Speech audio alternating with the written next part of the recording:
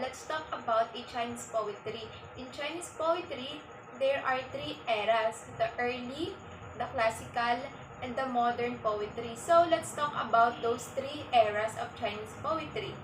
Let's start in early poetry.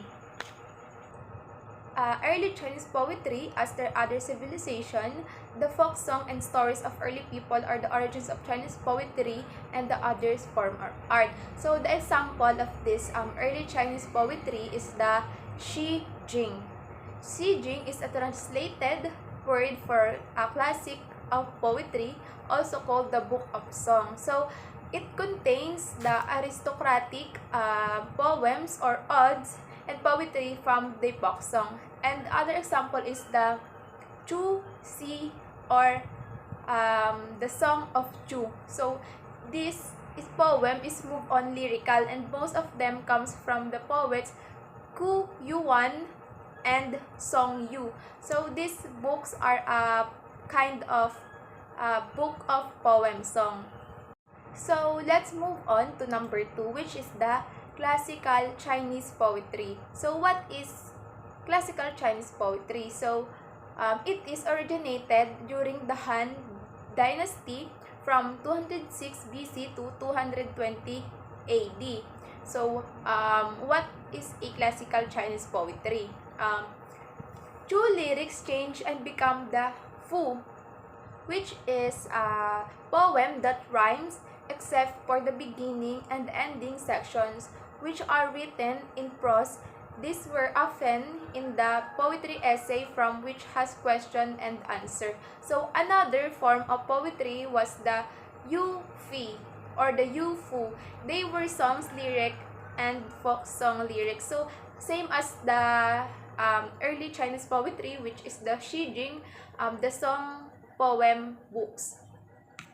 Then let's move on to the last part of the Chinese era of poetry, which is the modern Chinese poetry. So modern Chinese poetry has no set or pattern of style. So this kind of Chinese poetry is free, or you have the idea of what you want to get in the poem. So poets of this time wanted to break with the traditional forms and adopted some of the Western styles, and a group of poets named Misty poets were influential during this time.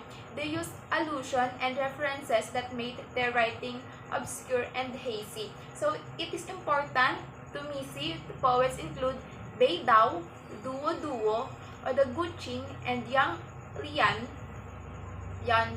That are the type of modern Chinese poetry, which is free, no set or no pattern style of poem. So the Chinese era poetry are done, and so let's discuss about the Chinese drama. So what is Chinese drama? Chinese drama is more social and less concerned with romantic love.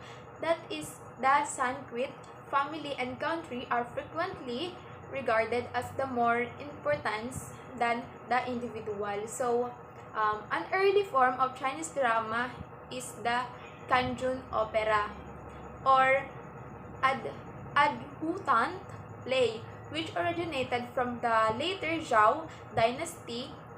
In its early form, it was a simple comic drama involving only two performers, where a corrupt officer, Kanjun, or the adjutant, was ridiculed by a jester named Grey Hawk. So this is the example of a Chinese drama.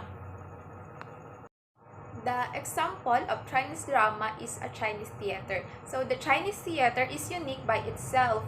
In the Middle Age, where the Europe, or the troupe, where male and female roles were played by either men only or women only. In addition, the nature of the characters could be traced not only by an actor performing a role, but also the makeup applied to his or her face. Depending on the color, the audience understood the role type. So Chinese theater can trace its origin back to a few millennia to ancient China, but the Chinese opera started to develop in the 12th century.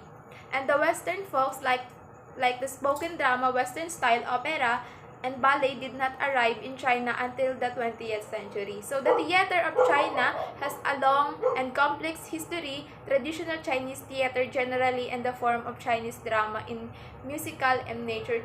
So Chinese drama has a lot of impact when it comes to their art, because Chinese drama is a kind of interesting and on how will you cut the audience interest by making a Chinese drama on that theater. So let's move on to the notable Chinese writers and their works. So what is China without Confucius? Ended. What is East Asia without Confucius? The only other person that influenced Asian culture as strongly as Confucius is the Buddha. But even that debatable, although Mao Zedong tried to erase Confucius from China's collective memory through the brutal cultural revolution, the Little Red Book has yet to displace the analects in the heart of billions of Chinese citizens. So Confucius have a lot of share when it comes to the Chinese writers and to their work. Confucius is a great writer, which he is make a lot of books, and make a lot of poems about the Chinese. And this Mao Zedong tried to erase Confucius from Chinese collective, and he tried to disregard the Confucius work about the poem.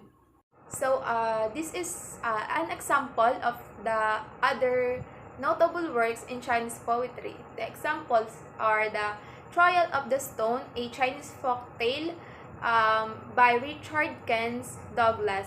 This story is about a humorous folktale in which a stone is accused of a crime, and when the villagers at the trial must learn to take the judicial system seriously, a young boy named Matt is off to visit his grandfather in a faraway village. And the moral lesson of this story is the truth will always prevail, justice protects and serves people regardless of status in life. Be careful how you treat people also around you.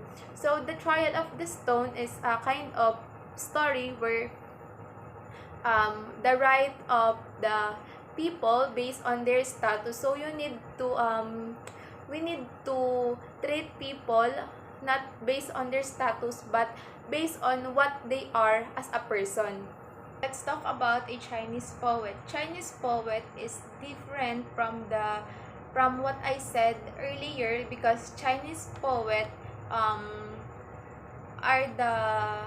a long story or long poem about